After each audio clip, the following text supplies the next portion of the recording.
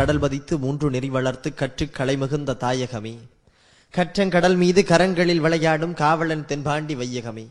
நதியில் விளையாடி தென்னன் மடியில் தவிழ்ந்த தமிழ் தாயின் தலைமகன் கூத்தன் இருந்தான். குரலரசன் அங்கிருந்தான். வார்த்தை தமிழுக்கு வழங்கிய தமிழ்வேந்தர் கம்பர் இருந்தார். வயதான தமிழ் வாட்டி அவ்வை இருந்தாள்.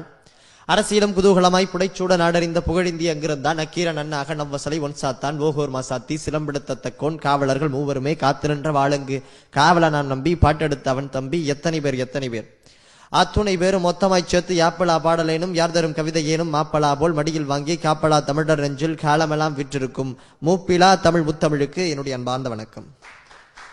தமிழர்களோடு வாழ்வோடு சம்பந்தப்பட்ட கலை இலக்கியங்களை வளர்த்து கொண்டிருக்கிற ஒரு அற்புதமான தொலைக்காட்சி தமிழன் தொலைக்காட்சி.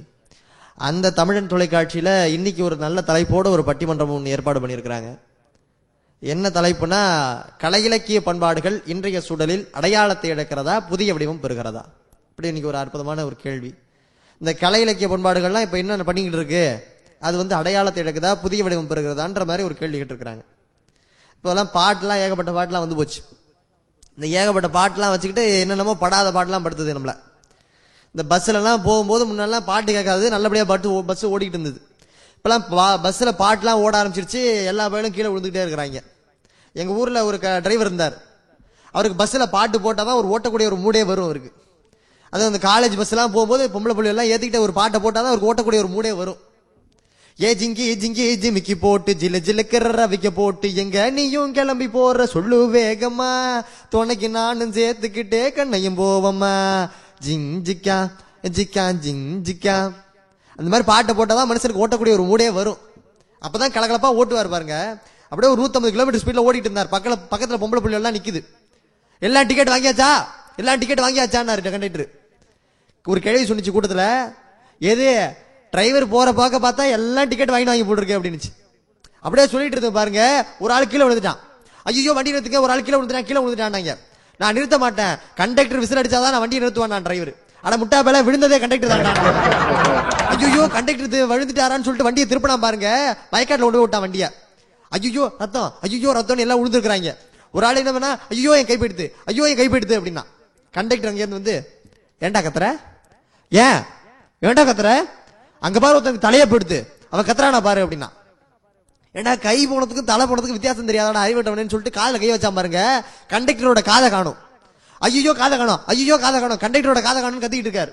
அங்கிருந்து ஒரு ஆள் வந்து, எஸ்கூஸ் மீ சார், இந்த காது அந்த வயக்காடு பக்கம் கிடந்தது, இது உங்க காதா பாருங்க அப்படின்னா. இது என் காது கிடையவே கிடையாதுன்னா. ஏன் சார், ஒரே ஒரு காது தான் சார் அந்த வயக்காடு பக்கம் விழுந்து சார், உங்க காதா பாருங்க சார் அப்படின்னா. இல்ல என் காதுல நான் பேனாவை சொல்லிருக்கேன். அறிவிட்டவனே, விழுந்த காது பேனா இருக்குதா, பென்சில் இருக்குதா, லொட்டு இருக்கா, லொசு இருக்கான்னு பார்த்துட்டு எடுத்து வர முடியும். இந்த மாதிரி இந்த கலை இலக்கிய பண்பாடுகளோட நம்ம பயணம் பண்ணும்போது பல விசித்திரமான நிகழ்வுகள்லாம் நடக்கும். எங்க ஊர்ல வீரபாண்டிய கட்டபொம்மன் வேஷம் போட்டு ஒரு பையனை நடிக்க வச்சாங்க. பையனா நடிக்கிறவன் வந்து ரெண்டு நாளைக்கு முன்னாடி ரிஹர்சல் பார்த்துட்டாங்க. துரியோதனா நடிக்கிறவனும் பாஞ்சாலியா நடிக்கிறவனும் ரிஹர்சல் பார்த்துக்கிட்டாங்க. அதான் அந்த கதை தான் நம்மளுக்கு தெரியுமாச்சா. ஒரு புள்ள நிற்கும், அந்த புள்ளையோட புடவை பிடிச்சி இழுப்பாங்க. அதான் கதை. என்ன பண்றா, நடிக்கிறதுக்கு டிராமாலாம் ஓகே ஆயிடுச்சு, ரிஹர்சல் எல்லாம் பார்த்துட்டாங்க. ப்ரோக்ராம் நடக்கிறதுக்கு காலில் வந்து அந்த துரியோதனா நடிக்கிறவனுக்கும் பாஞ்சாலியா நடிக்கிறவனுக்கும் சண்டை புல் இருக்கு. அது தெரியல வாத்தியா இருக்கு. மேடையில் ஏற்றி விட்டாங்க. 2 பேரும் நிக்கிறாங்க. துரியோதனா ஒருத்தன் நிக்கிறான், பாஞ்சாலியா ஒருத்தன் நிக்கிறான். இந்த பண்ண என்ன பண்ணா, துரியோதனா நடிக்கிறவன் பாஞ்சாலியோட சேலை பிடிச்சி இழுத்தான். ஒரு வேகத்துல இழுத்தான் பாருங்க, புடவை எல்லாம் அவுந்துட்டு வந்துருச்சு. ஐயோ புடவை அவுந்து போச்சா, என்ன இருக்குன்னு பார்த்தா ட்ரௌசரோட நிக்கிறான் பையன். அப்ப நேரத்துல என்னடா பண்றது, ஐயோ டிராமா என்னமோ குழப்பின்னு போட்டுருக்கேன்னு வாத்தியார் முடிச்சுட்டு இருந்தார். பையன் சொன்னா பாருங்க ஸ்பான்டேனியஸா, கண்ணா அந்த காலத்துல பாஞ்சாலிக்கு நீ புடவையத்தான் கொடுத்த, ஆனா இந்த காலத்து பாஞ்சாலிக்கு நீ ட்ரௌசரையே கொடுத்துருக்கேடா கண்ணா, நீ பெரியாள்டா கண்ணா. மாதிரி சில பசங்க எல்லாம் விவரமா இருப்பாங்க. அப்படி இருக்கிற கலை இலக்கிய பண்பாடுகள் இன்னைய சூழல்ல எப்படி இருக்கு அப்படிங்கறத பத்தி தான் இன்னைக்கு கேள்வி. ஒரு கவிஞன் அழகா எழுதலாம், இந்த உலகம் எப்படி இருக்கு அப்படிங்கறத பத்தி. 10 முறை சக்கரம் சுற்றுகிற பொழுது களிமண் கூட பானையாகிறது. 10 முறை சக்கரம் சுற்றுகிற பொழுது இந்த களிமண் கூட பானையாகிறது. ஆனால் இந்த உலகம் எத்தனையோ முறை சுற்றுகிறது, மனிதன் இன்னமும் களிமண்ணாகத்தான் இருக்கிறான்னு ஒரு கவிஞன் எழுதலாம். பாத்தீங்களா, ஒரே ஒரு களிமண் மட்டும் தான் கை தட்டுறாங்க. ஆக மனிதனுடைய வாழ்க்கையில நம்ம கலை இலக்கிய பண்பாடுகள்லாம் எப்படி எல்லாம் வளர்த்துக்கிட்டு இருக்கிறோம் அப்படிங்கறத பொறுத்து தான் இனி சூழல்ல தலைப்பு. ஒரு ஊர்ல ஒரு ஸ்கூலுக்கு போயிருந்தேன் நான். தம்பி, ஒரு பையனை கூப்பிட்டு, தமிழ் தாய் வாழ்த்து தெரியுமா தம்பி அப்படின்னா. அவன் தெரியும் ஆனா தெரியாதுன்னா. என்னடா தெரியும் என்னடா தெரியாதுன்னு. இல்ல சார் பாதி தெரியும் பாதி தெரியாது அப்படின்னா. சரி ரைட்டு, பாதி தெரியும்னா பாதியாவது பாடுறான்னு. இல்ல சார் அந்த டயலாக் மட்டும் தெரியும், மியூசிக் தெரியாது சார் எனக்கு அப்படின்னா. அப்படியா, சரி பரவாயில்ல பாடுறாங்கன்னு, நான் வேற மெட்டில் பாடுறேன் சார் அப்படின்னா. தமிழ் தாய் வாழ்த்த. நீராரும் கடலோடுத்தே நிலமடந்தே கெளிலோடுகும் நீராரும்னா. இது என்ன பாட்டு தெரியுங்களா? மச்சான கட்டிக்கடி முந்தானே முடிச்சியில அட முடிச்ச வைக்க பயல, என் தமிழ் தாய் வாழ்த்து இப்படி பண்ணலாமாடா அப்படின்னு சொல்லி திட்டிட்டு இருந்தேன். இன்னொரு பையன் எஞ்சி, சார் ஏன் சார் அந்த பையனை திட்டுறீங்க? அவன் எவ்வளவு அறிவுபூர்வமா யோசிச்சு அந்த பாட்டை பாடியிருக்கான். நீங்க இப்படிலாம் திட்டப்படாது. உங்களுக்கு என்ன தேவை? அந்த மெட்டு தானே தேவை.